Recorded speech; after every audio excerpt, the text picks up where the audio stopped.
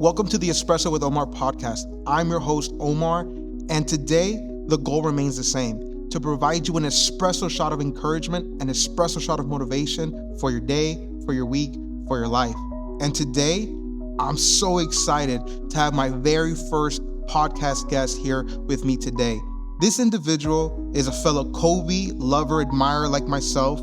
He is a student of the ancient art of Brazilian Jiu-Jitsu. He's a Van Nuys representative as the son of the owners of this beautiful establishment that we're at right now, 10th Planet Jiu-Jitsu Van Nuys. But last and not least, he's an aggressive, active, ready at any time competitor who's going to be competing this weekend in Anaheim. I'm super excited. Christian, welcome to Espresso with Omar Podcast. How's your body feeling? Tired. Yeah. You've been training.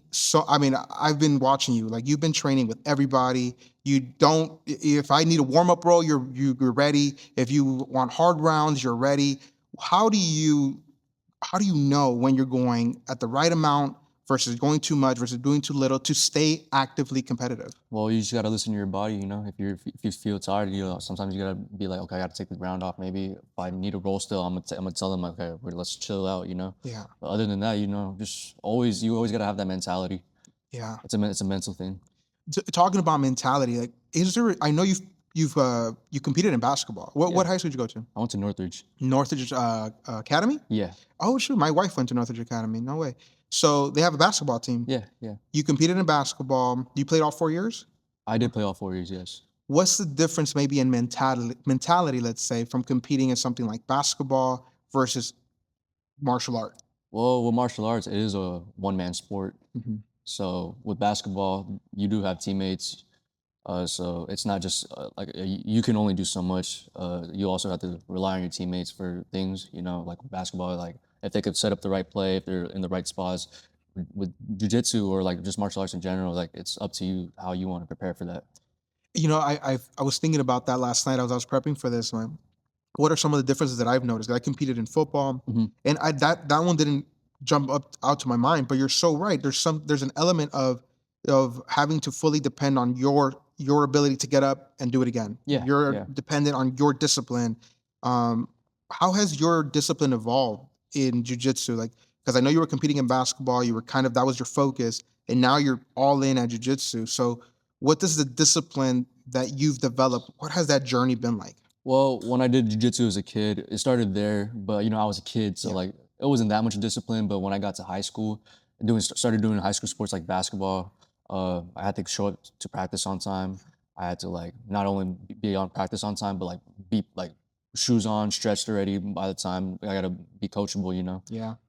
It's really that's where the discipline growed, honestly, with my coaches. Yeah. But then it did eventually lead to here. It's just that discipline. One of the things that I train clients, and a lot of times that's just what's lacking, or that's what's missing, that consistency, that discipline. What advice would you give to someone who's struggling to just stay consistent? Maybe they want to start in martial arts, or maybe they want to compete in their high school sport, or maybe they just want to lose some weight. Yeah. Like, what would you say are your tenets when it comes to becoming more disciplined? Well, I feel like people, for example, I could use this in jiu-jitsu. People could come 4 days a week for jiu-jitsu, and then they won't show up for another 2 weeks. Yeah. Keep a schedule. Stay consistent with the schedule. Like I always use the example, like, okay, like who gets more work within a 3-week span?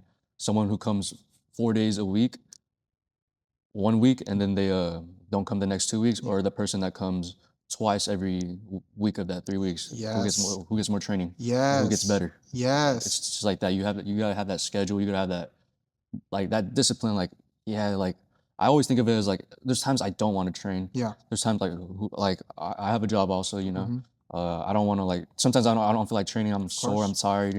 But after I train, I just feel like I never regret training. I never regret working out after. It's always that feeling like, thank God I trained today. Yes. It's interesting because I say something similar in regards to consistency. Like, one of the conversations I've had, maybe it was episode 2 or 3 for this podcast. I was talking about who would be consistent in this scenario? You have, let's say, an individual go every day for 6 months, the first 6 months of the year, but they don't show up for the last 6 months of the year, versus someone else just goes every other day. So they have 1 day on, 1 day off, 1 day on, 1 day off for a full year. Numerically, they've trained the same amount of days. One was on, one was off. But one person stayed consistent throughout the entire year. How much more growth will they have, whether it be in their discipline, whether it be in their physique or in their approach? Consistency really is. I agree with you with scheduling and kind of having it set in. And even for me, jiu-jitsu, like with Coach Alder, I was struggling at one point just getting back in. I was like, I want to get 2 days in. So why don't you just start with one and make it consistent? And that just clicked in me like, oh, you're right. If I just show up 1 day a week, make that my schedule, it's going to build into something else. When it comes to your body, so your physical body, what does it take? What are some of the, if you were to give some of the details, without giving your game plan, but what are the things that you're working on outside of roles or whatever, whether it be stretching, working out, to stay healthy, to stay competitive, to stay aggressive? Are you doing anything to supplement your jiu-jitsu roles?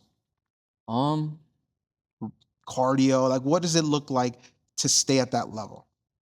well, honestly, there is no shortcut to this. I only do jiu-jitsu. Like, in my opinion, the only way to get better at jiu-jitsu is only doing jiu-jitsu, I love that. How I is love that. how is me running around the block gonna help me get better I at love jiu-jitsu? that. Yes. Like, the only way to Yeah. get better is to do this. And Yeah. I love the way Coach Alder has adopted the CLA, or Yes. ecological approach to Yeah. jiu-jitsu. Can you explain that a little bit for people that maybe don't know what that is? Yeah, so ecological is basically well, let's explain like what the traditional way in the gi, or like even some other no gi gyms, that they teach a move like, okay, it's step 1, step 2, step 3, step 4, and so on, and you got to do the moves exactly like that, or else it's wrong, right? That's how traditional gyms do it. Yeah. With the ecological approach, you gotta have fun. You gotta explore the space. You gotta have like mistakes and grow from those mistakes. But it's also against a live resisting opponent. With the traditional gyms, it's static drilling. You just go back and forth. With this ecological, you gotta explore. You gotta, like, your coach is not telling you. He's not giving you any shortcuts, right? Yeah. So you also, like, I always use this example, like, technically, fundamentally, to shoot a basketball, you're supposed to shoot it like this, right? Right. The greatest shooter of all time, Curry, shoots with a thumb flick. Like, you got to self-organize around that, Yes. If it works, like, why fix it? Right. Same thing with jiu-jitsu, Yeah. One of the things that I picked up from that approach, because when he introduced it, I really liked it at first. I thought it was fun, like the way you said it. But another thing that I noticed is I found myself finding these positions in my live roles without necessarily thinking about finding the position. Like I was exploring it in the games. So when I would get in a live role, my body would naturally find these positions. And I was like, oh, I just did something that I've never done before, versus before I was thinking I got to get A, B, and C, or 1, 2, 3. So it is a big difference. I want to just transition just a little bit into just the culture of jiu-jitsu, right? It's an interesting culture. Like, how would you describe to someone who's never done jiu-jitsu, who's never been in a gym, like, what is the jiu-jitsu culture like? Well, depends where you go. But honestly, I believe jiu-jitsu is fun. You got to learn, like, not necessarily techniques, but like exchanges where, like, you don't have to use any punches or kicks. You don't have to damage the brain in any way. Yeah. But honestly, it's really fun. Yeah. Honestly, I feel like it's one of the safer martial arts. Yes, it's still violent, but it's really fun. You get to meet cool people, even though some people are like a little odd. Yeah. I notice a lot of people are like pretty odd when it comes to, like, Yeah. the jiu-jitsu community, but but it's a really cool environment. Yeah, Like, definitely. yeah. What when you talk about it's still violent, and it's it is a part of the culture, right? Part of the culture is managing injuries. What's the worst injuries you've had? A sprained toe. A sprained toe. How did that Yeah. happen? Well, I was going with this guy named Tom, and like I think I went. Shout out Tom. Shout out Tom. But I think my toe landed on like the mat, it bent, and then Mm-hmm. it just started hurting. Honestly, it hasn't healed since. Yeah. I don't know if it's turf toe or anything, but Mm-hmm. it hurts everywhere. It just hurts. Yeah, it just hurts. Yeah. I remember one time you could correct me if I'm wrong, how long ago it was. Maybe I know you had turned 18 already, and then you went to go train, I think where Diego trains at. Oh yeah, yeah. And you came back with a nasty black eye. Is that time, or was that a different Oh gym? no, that's the same one. That It was, was a little cut, you know. it was a cut. Yeah. I had to get stitches. You had to get stitches. Yeah. Okay, so it's part of the culture. Yeah. How can someone avoid getting hurt and still having a long career in jiu-jitsu? Is there a way to do it? Is it a training approach? Is it how do you people stay healthy? Well, you gotta also listen to your body. You gotta also learn your gym, learn who you're going against. Yeah. If you know like, okay, this guy goes a little harder than this guy, then then maybe like take it like go with the guy that doesn't go as hard if you want to have a longer career, you know. Yeah. But at times you do have to like challenge yourself, you know. Yeah. But it's always protecting yourself at all times. Of course. But while having fun, of course. Yeah. So something that I find super interesting about our conversation that we were having before we even started rolling is that you don't really watch any of the UFC BJJ or any of these things on TV. And we were talking about that is like the sport there's elements of it that's not being captured in whether it be YouTube, whether it be on TV. So let's say that you're good. Let's say that you are given an opportunity to set up a competition on TV. What elements would you have that are different than maybe what people are seeing on TV? I know it's a tough one. I hit you with a tough one there. Yeah. Well, maybe you got to start adding like penalties. Ooh. Yeah. Let's say somebody just starts butt scooting. Maybe like give them a point deduction, you know, something like that. You know, just make it more exciting. Maybe sub only sometimes. I know UFC BJJ doesn't. They score it off. 10-9 rounds. It's an interesting. 3 5-minute rounds or. Yeah, 3 5-minute rounds. Yeah. They want you looking for submissions, and they score every 5-minute rounds independently. So if you won the first 2, you know, you could kind of chill in the third, and that person has to kind of submit to win. Yeah. So I see what you mean by that. Yeah. Maybe having submission only or whatnot. So you would add those elements. Something like that. To just make it more I don't exciting. really know. Yeah. I know that was a tough question. So let me move on to another one. So you're the owner's kid. Yeah. That's a big deal. You know, what has that been like? A lot of pressure, I guess. Yeah. I feel like Alder Hampel is a big deal. Yeah. Honestly, he's training with Eddie Bravo. He's training with Joe Rogan. He's training with all these guys. You know, a lot of people know him. Every time I go to a comp, like he's always saying hi to all these jiu-jitsu legends. You know, it's really crazy. Honestly, I feel like I got to step up my game. You know, I got shoes to fill. Yeah. If that makes sense. Yeah. Do you feel the pressure of having to represent the gym everywhere you're competing at? Oh, all the time. Yeah. Yeah. Like I don't want to disappoint the gym. I don't want to disappoint Alder, but I talked to Alder about it. You know, he's a really cool guy. He's really chill about it. He's like, if you lose, so what? We're just collecting data. Like, who cares about what happens in the next few months? I'm looking about the next few years. You know, it's all about just getting better at the sport. You know, collecting knowledge and just building off that. You know. Yeah, 100%.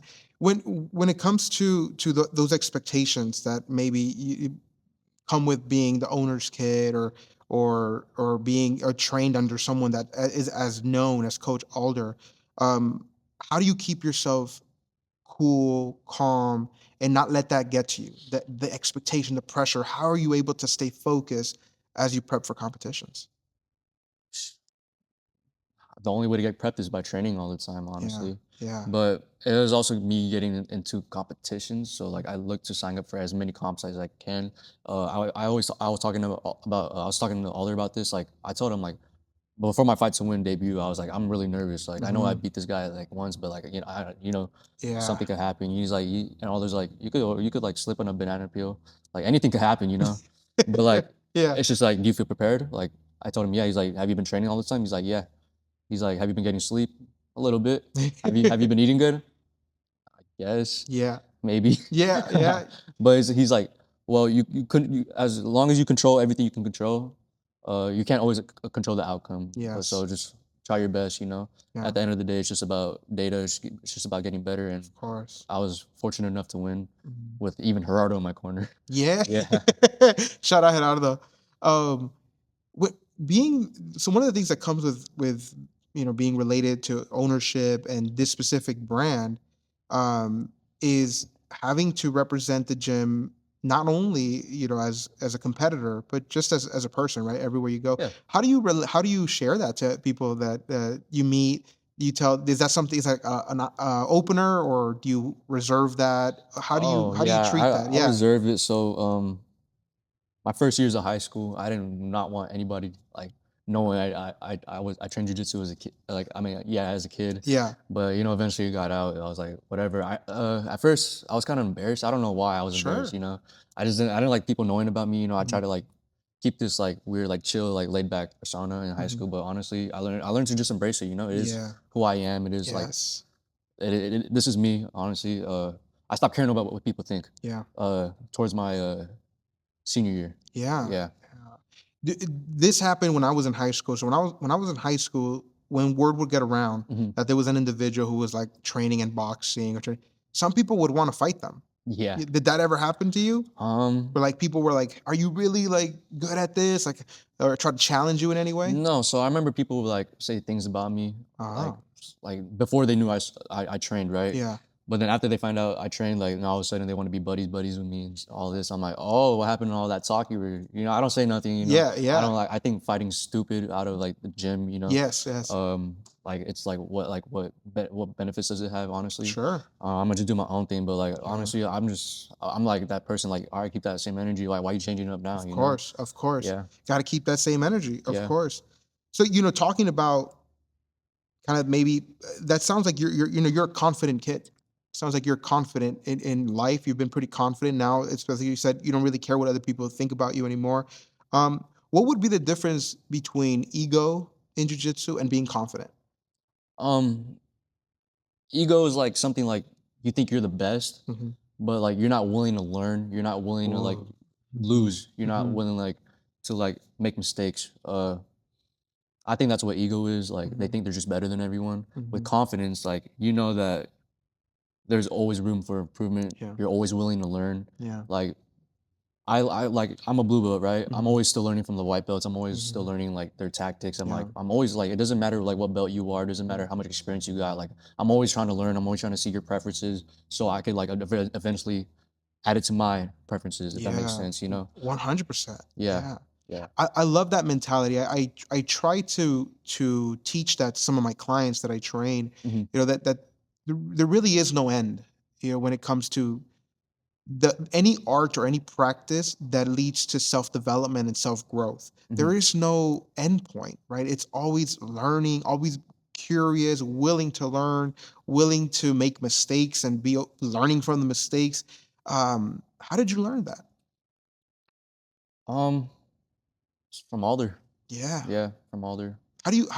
How would you say, when did it click? I know you said high school later, but when did you know, oh, this is about growth. It's not about being the best. It's not about being because personally, when it comes to fighters, so I'm a white belt. Just FYI, I'm a white belt. I don't claim to be the best in anything related to martial arts, but that seems to be like a rhetoric or a message. And there's like a split in the culture of jiu-jitsu or martial arts where you have these individuals who are like, I'll fight anybody, like come at me, and they have other individuals who are super chill. I guess my question to you is like, when did you go this way? Like, oh, it's about growth as opposed to I'm the best, come at me. When I took my first loss in my first comp back, so when I was like around 17, Yeah. back in October 2025 or September 2025, I lost and I was like bummed out about it. And then my first two competitions I actually got silver. And then I was really bummed out. I almost cried Yeah. because like I thought I worked hard, but Yeah. all they explained to me like who cares what happens, like are we disappointed? Yeah, but like what really matters is that we extracted data from it. Yes. That's like now we know what to do. Now we know what to get better at. Yeah. And ironically, my second tournament, I believe, I got armbarred, and I Mhm. haven't got armbarred since. So Yeah. I You. did learn from that. But my first tournament, I didn't read the rules, Mhm. and like I lost because I was a moron and I didn't like know what the rules were. Yeah. So now every time I always try to double check the rules now. Yes. So Yes. yeah, I'm always like Learning from the learning losses. from the loss. Exactly. Wow. Yeah. I love that mentality. Kind of shifting gears a little bit because I think this is kind of a funny question. Even though I know your answer, but I'm going to try to play devil's advocate. Kobe versus LeBron. Kobe. Kobe. Yeah. Okay, tell me why. Why Kobe? Make the case for why Kobe. So let me be a little more specific, I guess. Kobe versus LeBron, 1-on-1, prime Kobe, prime LeBron. So you can choose whatever era you think was prime Kobe, whatever era you think was prime LeBron, and then make the case of why Kobe wins. Uh, Honestly, I think 03 Kobe was prime Kobe.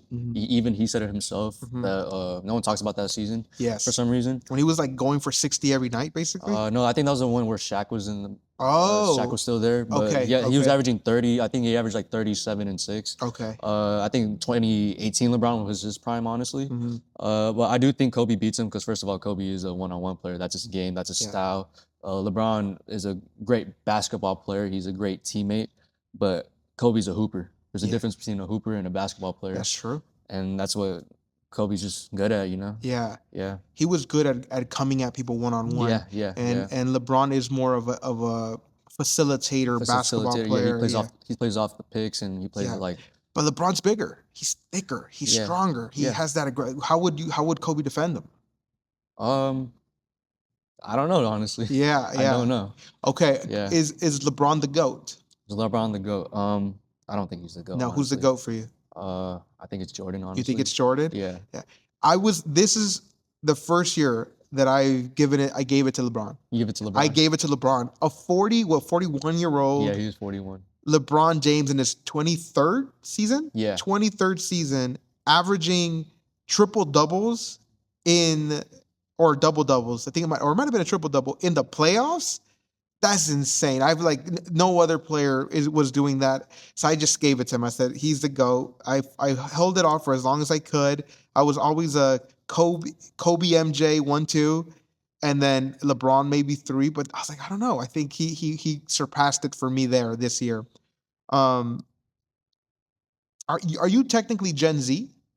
I am, yes. Yeah. There's not a lot of in my opinion, and don't get too mad at me, Gen Zers, but there's not a lot of Gen Zers who are training at 18, working their butts off, trying to self-develop, trying to grow. Do you notice this difference between you and your peers? Yes and no. Tell me. It depends on who the peers are. Sure. I do look at my peers as like the jiu-jitsu or martial arts community. So at times I do compare myself to them. Like I feel like there is times where I feel like they're farther than me and where I want to be. Like, but at the same time, comparison is a thief of joy. So I try my best not to. Like even though I'm always going to compare myself. Like it's natural. It happens. But it's just like learning. Like okay, this is their path. I got my own path. Just focus on me. Let them do their thing. I'm gonna do my thing. But I do see the difference. Like for example, like with my other friends, they play basketball, right? Sure. So like they don't like play basketball anymore because we're out of high school. So like we're all doing our own thing. But I am blessed to have like this gym, and I am blessed to train whenever I want, however much I want. Yeah. But can you elaborate on that a little bit more, because I think people don't fully understand, who are not a part of the community, how much people train. It's like, can you take us through maybe your heavy days of training where you're doing 2 days? Like, take us through your day. What does that day look like for you? A heavy day would be 4 sessions a day. I honestly think Tuesday is my hardest one. That would be a morning class. Then I got a evening session. Then I got MMA. And then I got advanced right after. Yes. So 4 classes, and each class is about like 90 minutes of activity, would you say? I say an hour. 60 minutes. Yeah. So about 4 60-minute sessions of different martial art training on one day. And then you're training again the next day. Yeah.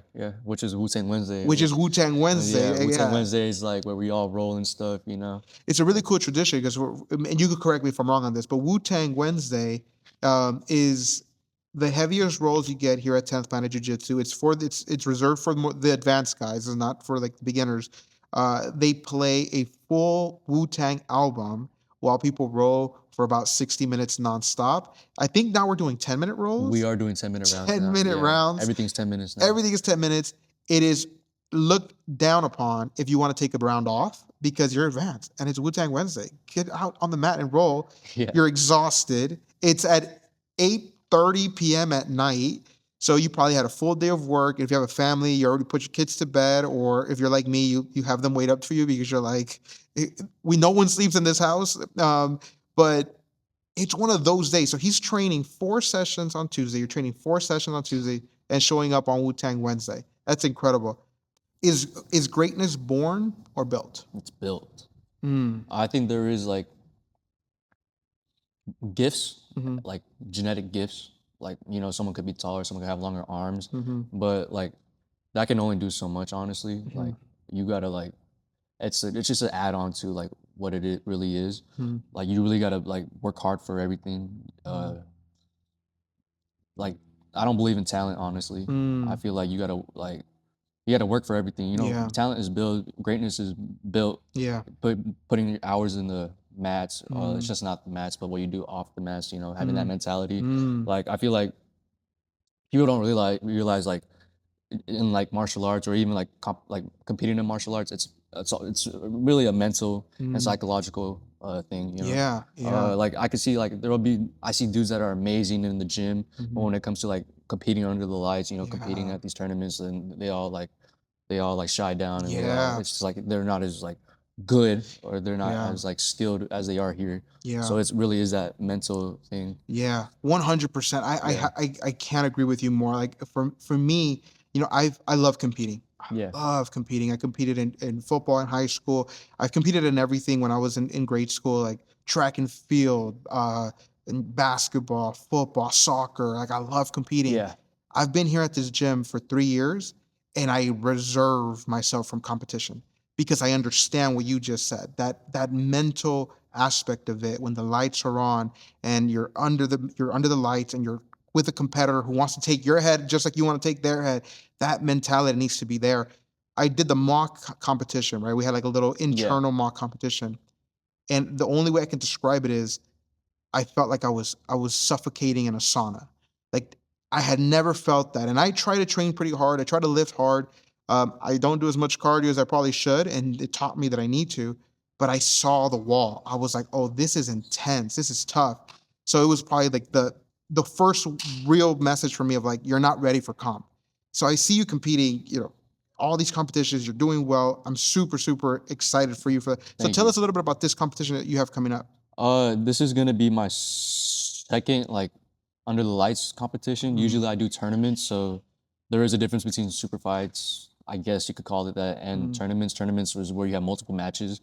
You guys are competing for the podium, first, second, and third. These super fights, it's just one match. It's just you're one and done, you know? Yeah. That's the difference. I think there's gonna be people, it's on stage, so people are gonna be watching. Yeah. Believe it or not, my first my fight to win debut, I was pretty nervous, I'm not gonna lie. Yeah. But once I got in there, I was like, all the nerves went away, you know? Yeah. I was like, I belong here. Like this is my home, basically. Yeah. This is what I do. You had a rear naked choke finish. Yeah. Yeah. And what was the time on that? Do you remember? I finished in like 125. Wow. Yeah. We're gonna wrap things up in a bit, but I wanna just finish with a couple more things about this specific competition you have coming up. Where is it at? Anaheim. Anaheim, and it's gonna be this Friday. For those who are interested, how can they get some tickets? Just hit me up, hit Gene up, Alder up. You know, just let us know. I do have physical tickets in the office. Yeah. 50 a piece. But it'll be worth your money. You know, I know it's far. Maybe we could kick it after. Heck maybe yeah. go to Disneyland or something. Heck yeah. Yeah. Yeah, Anaheim. But yeah, I'm always looking for cool finishes. Yeah. If you look at my smooth comp record, you know, the majority of my wins are subs. I don't call myself just a submission grappler, but a submission artist. Oof. Yeah. I love it. What's your message to the haters out there? You can look at them right there for this competition. Give us your for anyone who's hating on you for this. Maybe it's your opponents. Maybe it's the teams on your opponent's side. What do you want to say? Keep the same energy. I hope you're prepared. I hope you're always gonna. I love the criticism. Honestly, I learn from it. It teaches me to block out the noises. It teaches me also to be extra prepared. I'm never just prepared. I'm over prepared, honestly, with each and one of these competitions. Yeah. And I can only do so much. I try to control what I can control, and you know, anything could happen. You know, I can't control the outcome. I can only control like the variables. I love of it. it. Yeah. Man, if you guys haven't noticed, this kid has his head on straight. I'm trying to push him in different directions. He's focused. He's focused on him. So this is the Espresso with Omar podcast. I hope you're getting some encouragement and some motivation here. We have an 18-year-old competing, training hard, has his head on straight, no ego, confidence. And I always like to tell my clients, and if you're out there, I like to tell you this, it's about focusing on what you need to do, focusing on what your next step is. And that's exactly what we're seeing here. I'm going to be out there on Friday. It's going to be, I think doors open at 4:30. I believe so, They yeah. start at 5. I'll be out there in Anaheim this upcoming Friday. I'm going to put the information right here so you can see it. We're going to have a good time out there. 10th Planet Jiu-Jitsu Van Nuys is where we're at right now, where he trains. This is the gym that is prepping him for this competition. If you're in the area in Van Nuys, California, or in the Valley, and you're looking for a gym to train at, this is a gym for you. You could try your first class for absolutely free. All you got to do is call this number here, or the website is going to be in the comment section for you to book your first class. Christian, thank you so much for this opportunity, bro. I'm excited for you. I'm wishing you nothing but the best. I know you're kicking ass. I know you're killing it with your training. Keep it up. You're inspiring me. You're motivating me to want to keep training, to keep coming in, and to eventually compete. I'm not there yet, but eventually compete. So I appreciate you, brother. Thank you, Christian.